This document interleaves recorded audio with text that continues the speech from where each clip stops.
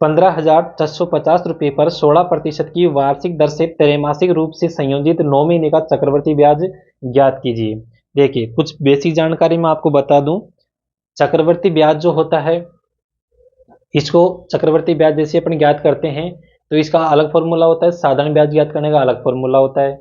लेकिन यहाँ पर एक चीज याद रखना कि एक साल का जो ब्याज होता है वो चक्रवृद्धि ब्याज और साधारण ब्याज का समान रहेगा।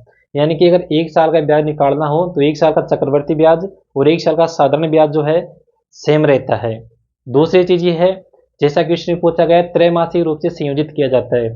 जब भी क्वेश्चन में आपसे त्रैमासिक पूछ लिया जाए, ध्यान रखना, जब भी आपसे त्रैमासिक पूछ लिया जाए, त्रैमासिक आपसे पूछ लिया जाए या तिमाही आपसे पूछ लिया जाए, तो इस कंडीशन में आपको याद रखना है दर में आपको 4 का भाग दे देना है और जो समय है उसको 4 से मल्टीप्लाई कर देना है। ये दो काम आपको कर देना है। देखिए जब भी त्रैमासिक दिया गया हो तो दर को क्या करेंगे, चौथाई कर देंगे और समय को चौगुना कर देंगे। ये दो काम करने के बाद में आपको क्वेश्चन को हल करना है। अब यहाँ पर देखिए क्वेश्चन में दे रखा है 15,600 रुपये। 15,600 रुपये ये क्या है, मूलधन है। मूलधन कितना दे रखा है, 15,425 रुपये दे रखा है। 15,425 रुपये मूलधन दे रखा है और इसमें दर जो दे रखी है 16% की दे रखी है। दर दे रखी है 16% की और जो टाइम दे रखा है वो दे रखा है 9 महीने का, 9 महीने। ठीक है, ये आपको क्वेश्चन में दिया गया है। और इसके बाद में आपसे पूछा गया है चक्रवर्ती ब्याज कितना होगा। चक्रवर्ती ब्याज यानी कि कंपाउंड इंटरेस्ट आपसे पूछा गया है, सीआई आपसे पूछा गया है। एसआई अपने कल पढ़ लिया, ठीक है, साधारण ब्याज, और आज पढ़ेंगे सीआई। एसआई के बाद में सीआई होता है ना, रैंक के हिसाब से देखे तब भी। तो देखिए अब यहाँ दर कितनी है, 16% है। तो देखिए त्रिमाई या त्रैमासिक, इसका मतलब है दर को जो है चौथाई करनी है, 4 का भाग देना है। तो अब दर यहाँ से कितनी आ जाएगी, 4%। दर कितनी, 4% है। और समय को 4 गुना करना है, यानी कि 9 चौक 36, इसको 4 से मल्टीप्लाई करोगे तो कितना आ जाएगा, 36 महीने। और 36 महीने में कितना साल होता है, 3 साल। 36 महीने में कितना साल, 3 साल, क्योंकि एक साल में 12 महीने, तो 36 महीने में 3 साल। अब देखिए, अब इसके क्वेश्चन को यहाँ तक तो क्वेश्चन अपना बन गया। अब इस क्वेश्चन को यहाँ से हल करने के भी अलग अलग तरीके हैं। एक तो आप इस तरीके से हल कर सकते हैं, कैसे कर सकते हैं, जैसे कि मूलधन इंटू 100 प्लस आर बटा 100 और यहाँ पर पावर में टाइम, ठीक है, और माइनस कर दोगे मूलधन। क्यों, क्योंकि आपको सीआई निकालना है। इस फॉर्मूले से जो आता है वो आता है मिश्रधन। इस फॉर्मूले को सब हल, इस फॉर्मूले में ये चीजें रख करके हल करेंगे तो अपने पास मिश्रधन आएगा। और जब मिश्रधन में से आप मूलधन माइनस करोगे तब जाके आपके पास में चक्रवर्ती ब्याज आएगा। इस फॉर्मूले में रखकर भी आप हल कर सकते हैं, लेकिन मैं आपको दूसरा तरीका बता रहा हूँ जिसमें कि फिर मूलधन को आपको माइनस करने की जरूरत नहीं पड़ेगी, सीधा जो आपके पास में चक्रवर्ती ब्याज आ जाएगा। कैसे आएगा, देखिए मैंने परसेंटेज में आपको बताया था कि परसेंटेज की जो फ्रैक्शन वैल्यू है वो आपने पढ़ी होगी तो आपको पता है फ्रैक्शन वैल्यू क्या होती है। देखिए यहाँ पर कितना है, 4%। कितना, 4%।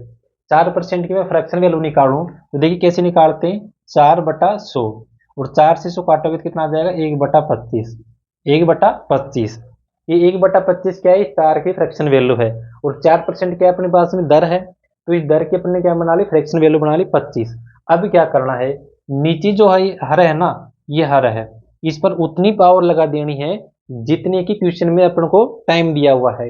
यदि 2 साल दिया होता तो इसकी पावर 2 कर लेते, 3 साल दिया गया है तो इसकी पावर अपन 3 कर लेंगे, ठीक है। तो यहाँ पर समय कितना दिया गया है, 3 वर्ष दिया गया है, तो इसकी पावर अपन क्या करेंगे, 3 करेंगे। जब 25 की पावर 3 करोगे आप, 25 की पावर 3 करोगे तो आपके पास में कितना आएगा, देखिए 25 का स्क्वायर कितना होता है, 25 का स्क्वायर होता है 625 और 25 का जो क्यूब है वो कितना होता है, यही होता है 15,625।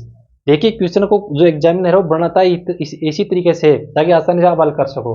देखो 25 का स्क्वायर 625 और 25 का जो क्यूब करोगे तो 15,625 आएगा।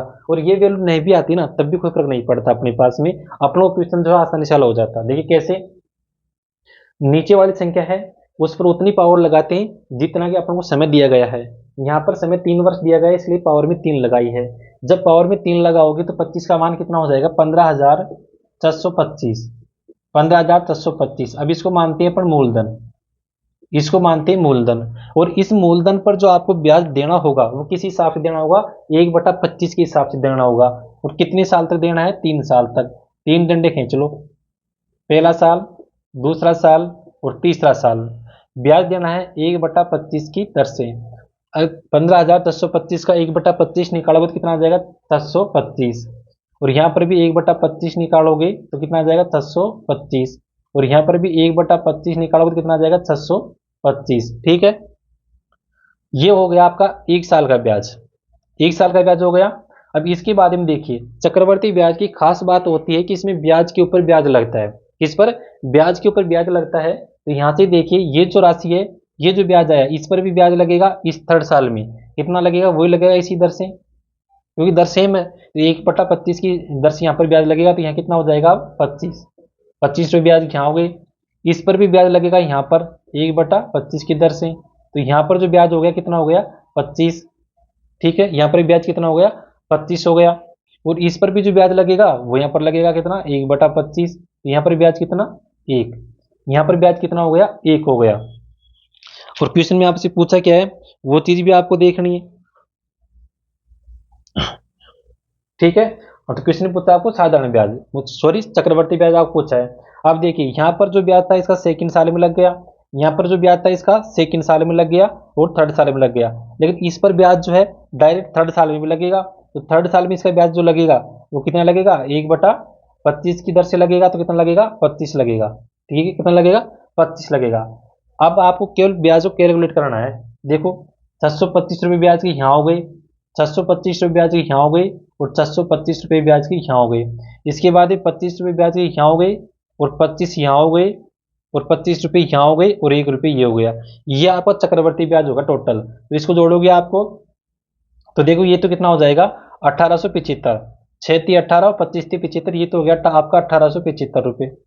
ठीक है, इसके बाद में देखो 25×3 = 75 और 1 76, 76 रुपये ब्याज की ये हो गई। तो टोटल ब्याज कितना हो गया, 5 और 6 11, 14 और 1 15 और 9 और 19, 1951 रुपये। 1951 रुपये आपका जो है ब्याज का आएगा। ठीक है, इस प्रकार से इस क्वेश्चन को हल करेंगे। ये आपको जो है किसी प्रकार का कोई भी जो है जो भी पूछे ना वो मान आप याद कर सकते हैं, क्योंकि ये मूलधन है। यहां से अगर आपको साधारण ब्याज पूछ ले जाए ना तो ये साधारण ब्याज हो जाएगा। ठीक है, इस प्रकार से आप हल कर सकते हैं। तो इसी का जो आंसर आएगा वो आ जाएगा 1951 रुपये।